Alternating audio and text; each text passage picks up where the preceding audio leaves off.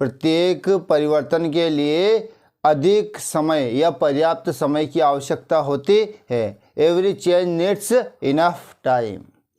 Every change needs enough time. ठीक है, देख लीजिएगा, प्रैक्टिस टेस्ट पेपर है क्लास 8 का। ठीक है ना, प्रैक्टिस टेस्ट पेपर क्लास 8। ठीक है, अब इसका भी पूरा पेपर देखेंगे हम। हर क्लास के पूरे पेपर देख रहे हैं, जिसमें अपन को क्या होता है कि बहुत हेल्प मिलती है हमारी एग्ज़ाम में, क्योंकि हमारी यदि एक बार क्लास देख लेते हैं तो हमारी बहुत हेल्प मिल जाती है। ठीक है ना, तो हम देख रहे हैं प्रैक्टिस टेस्ट पेपर। ठीक है, क्लास 8 इंग्लिश। ठीक है ना, अच्छे से देखेंगे। सबसे पहला क्वेश्चन इसमें भी इसी प्रकार से होता है, पैसेज आता है, फिर फिल इन द ब्लैंक्स आता है, ग्रामर पोर्शन आता है और टेक्स्ट बुक के क्वेश्चन आंसर आते हैं। ठीक है ना, तो पूरा प्रैक्टिस टेस्ट पेपर देखेंगे हम। ठीक, तो सबसे पहला क्वेश्चन से स्टार्ट कर रहे हैं हम। पहला क्वेश्चन आता है, read the passage carefully. Read the passage carefully and answer the following questions. Passage को, पद्यांश को ध्यान से पढ़िए और जो प्रश्न लिखे हुए हैं उनके उत्तर दीजिए। बहुत सिंपल है, बहुत सरल है। प्रत्येक परिवर्तन के लिए पर्याप्त समय की आवश्यकता होती है। Every change needs enough time. ठीक, देख लीजिएगा। India facing many dangerous problems. India facing many dangerous problem. Bharat बहुत खतरनाक समस्याओं का सामना कर रहा है। द मेन प्रॉब्लम्स क्या? The main problems among there are unemployment, population and illiteracy. सबसे मुख्य प्रॉब्लम है क्या है? वो है बेरोजगारी, जनसंख्या और अशिक्षा। भारत की सबसे बड़ी समस्या है ये, बहुत डेंजरस प्रॉब्लम है ये, है ना। इसको ऐसे हल्के में नहीं लेना है।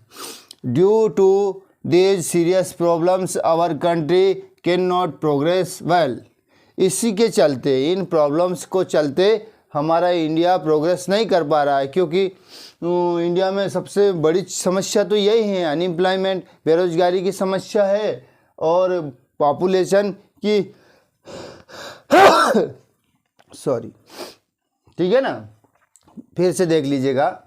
प्रैक्टिस टेस्ट पेपर क्लास 8 का देख रहे हैं हम। क्लास 8 का देख रहे हैं, इंग्लिश का जो पूरा पेपर देखेंगे, जो एग्ज़ाम 2020 मतलब अब आने वाली है ना 1-2 महीने में, वही एग्ज़ाम के हिसाब से देख रहे हैं हम। ठीक है, India facing many dangerous problems.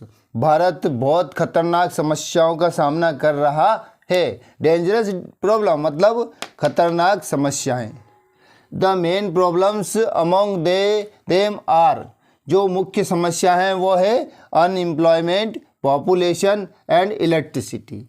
मुख्य प्रॉब्लम क्या है? बेरोजगारी है, जनसंख्या है और अशिक्षा है। 3 प्रॉब्लम बहुत सामना कर रहा है हमारा देश ये तीनों समस्याओं से। Due to these serious problems our country can not progress well.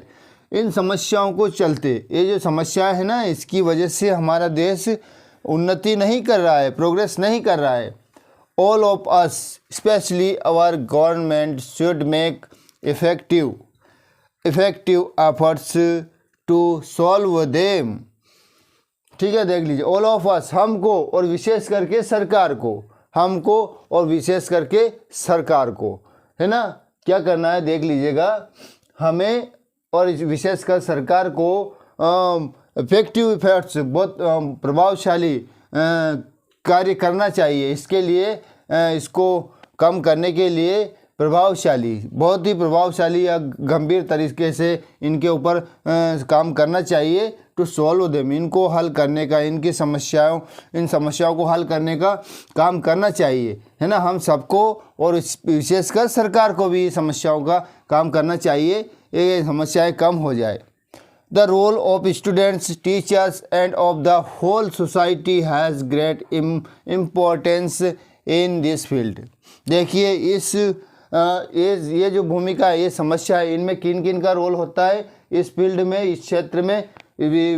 Student के होते हैं, छात्रों का, शिक्षकों और संपूर्ण समाज में, मतलब पूरे समाज में जो लोग रह रहे हैं ना, सभी की हिस्सेदारी है, सभी का रोल है इनमें कि इनको ध्यान में रखा जाए और इन समस्याओं को हल करने में मदद की जाए। ऐसा एक व्यक्ति नहीं कर सकता है। सरकार के भरोसे भी नहीं रहना चाहिए। इन गंभीर समस्याओं पर सभी को काम करना चाहिए, सभी की दृष्टि इन समस्याओं पर होनी चाहिए। ठीक है ना। We should change our tendency policy of education and should end these problems. हमें क्या, हमारी जो प्रवृत्ति है ना, उसको बदलनी चाहिए हमको। वैसे ही एक जैसी शिक्षा नीति नहीं, नई शिक्षा नीति अपनाना चाहिए हमको, है ना। शिक्षा नीति भी बदलनी चाहिए अपन को, और इन समस्याओं को, इससे क्या प्रवृत्ति, अपनी शिक्षा नीति सबको बदलना चाहिए और इन समस्याओं को ख़त्म करना चाहिए आपको।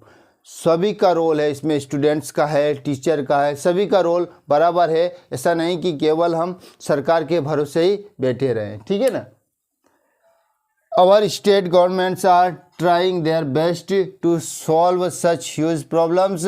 Every change needs enough time. देखो, हमारी सरकार तो कर ही रही है और हमारी सरकार को तो करना ही चाहिए इस समस्याओं के ऊपर काम। हमारी सरकारों का भी तो ख़त्म करना चाहिए, पर हमारा भी दायित्व है कि हमारा भी इनमें भागीदारी हो। ठीक है ना। सभी को मिल करके इन समस्याओं से निपटना चाहिए, केवल एक के भरोसे नहीं बैठना चाहिए। ठीक है ना। एक पैसेज आता है बहुत, और एक लास्ट में एक बहुत अच्छी बात की है। क्या बात की है देख लीजिएगा। Every change needs enough time.